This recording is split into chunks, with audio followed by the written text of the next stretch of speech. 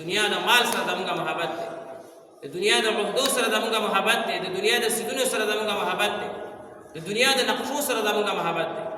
رحمان بابا وایي سوه بت وته سجده سدي دنیا ته، سوه بت وته سجده سدي دنیا ته، بت پرست کی پرستار د دې دنیا. زه بت ته سجده او زه دنیا ته سجده. د چا په ذهن کې چې د بت عبادت پروت یا د دنیا محبت هغه پړه کېږي. پخوا به کافران بتانو ته پراته وو، موږ دنیا ته په سجده پراته وو.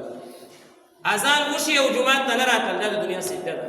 تمام علماء لیکلي اذان اوریدل او د الله کور ته نه راتل دا د الله تعالی سجده نه ده، دا د دکان سجده دی کړې، دکان ته په سجده کړې، دا پټي والا سجده دی کړې ده، دا دفتر ته سجده کړې ده، دا نوکرۍ ته سجده کړې ده. الله اذان کېږي ته نه راځي، الله کور ته نه راځي، دا د غیر الله ته سجده کړې، الله دا غیر الله ته کوي. دا په دې صرف نه کېږي چې زمانه صفا دي، ډېر خلک وایي زمانه صفا دي خو د مونځ نه کوم، په دې هېڅ کله نه خلاصېږي.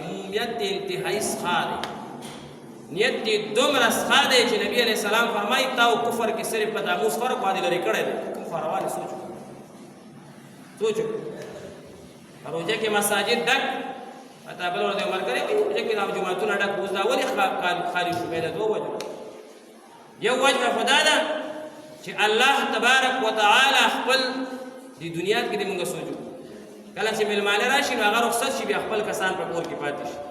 مېلمانه راغلي و هغې رخصت کا او اوس خپل کسان په کور کې پرېښوده، نو بیا مونږ تاسو الحمدلله د کور خلک کم چې اوس نه راپرېږدي هغه مېلمانه بس هغه لاړه کوي به خپل کار یې. دویمه وجه دا ده چې د چا سره نه لګي، وایي زما کور ته مه راځه، زما بیټک ته مه راځه، زما محلې ته مه راځه، زما تا سره نه لګي، زما په سترګو مه لګه. الله وایي زما په سترګو مه لګه، زما کور ته مه راځه، زما کور ته مه راځه. چې الله څوک خپل کور ته نه پرېږدي دا د الله دشمن شو. څوک چې په روژه کې چا الله یادولو په پوجه کې ده الله یې کور ته نه پرېږدي، بس صفا دې پوه شو چې الله تعالی را سره نه لګي. د الله زه خوښ ویم خپل کور ته مې راوړه. پښتانه چې بچا مین شي سوی ورته زما بیټک ته به کله راځي چې ما سره روټۍ وخوري، زما کور ته به کله راځي ما ته ما سره روټۍ وخوري، زما حجرې ته به کله راځي ما سره به روټۍ خوري. چې نن ما او تا الله کور ته نه پرېږدي، موږ ته مو نه راولي، نه لګي در سره صفا خبره ده، صفا خبره ده. یو عالم نه چا تپوس وکړو وایي سهار موږ ته نشم پاڅېدی، وایي داسې مه وایه سهار موږ ته نشم پاڅېدی، داسې ووایه چې الله تعالی زما مخ لیدل نه غواړي، الله تعالی زما مخ لیدل نه غواړي. الله تبارک وتعالی چې د چا مخ لیدل غواړي ځان ته ودرېږي، ستا او زما مخ نه لیدل غواړي بس خپل کور ته مې نه غواړي.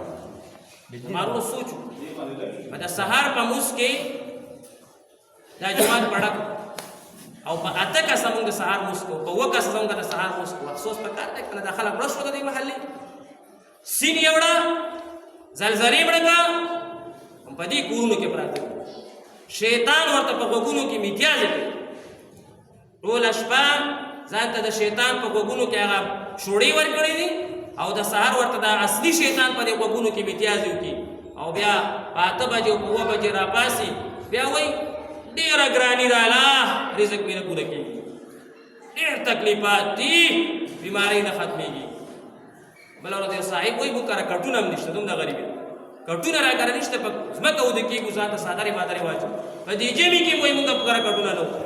د سهار مونځ کې سهار مونځ کور کې وایي سهار مونځ موږ ته پته هم نه لګي چې څه ټایم کې کېږي، موږ خو درته کې نور راپاسي، نور مو راپاسي، مونځ به نه کوې او رزق به پراخه شي. د مونځ اوله فایده دا د حدیث مبارک کې راغلی دی، تاسو تبلیغ والا نه مورئ دنیا نه اورئ چې څوک مونځ په ټایم باندې کوي رزق به پراخه شي. اوله فایده به ورته دا میلاوي، رزق به پراخه شي. دې سره نه چې لکونه به ورسره وي او کروړونه به ورسره وي، لکونو کروړونو والا خوړی هم نه شي. د رزق پراخي دې ته نه وایي، د رزق پراخي دې ته وایي چې ستا ضرورت یا به درته الله پوره کوي، ستا ضرورت به پوره کېږي. او که مونځ نه کې لکونه به در سره وي، کروړونه به در سره وي، خوړی به یې نه شي، داسې بیماري به در باندې لګېدلې چې ته به خولې ته شی راوړی نه شي. چې الله یاد الله سره زموږ محبت پیدا شي. څنګه مو روژه کې الله تعالی یادولو چې روژه کې م الله شته. رمضان لاړ د ایمان نه دی، موږ وایو چې ایمان هم لاړو ختم شو.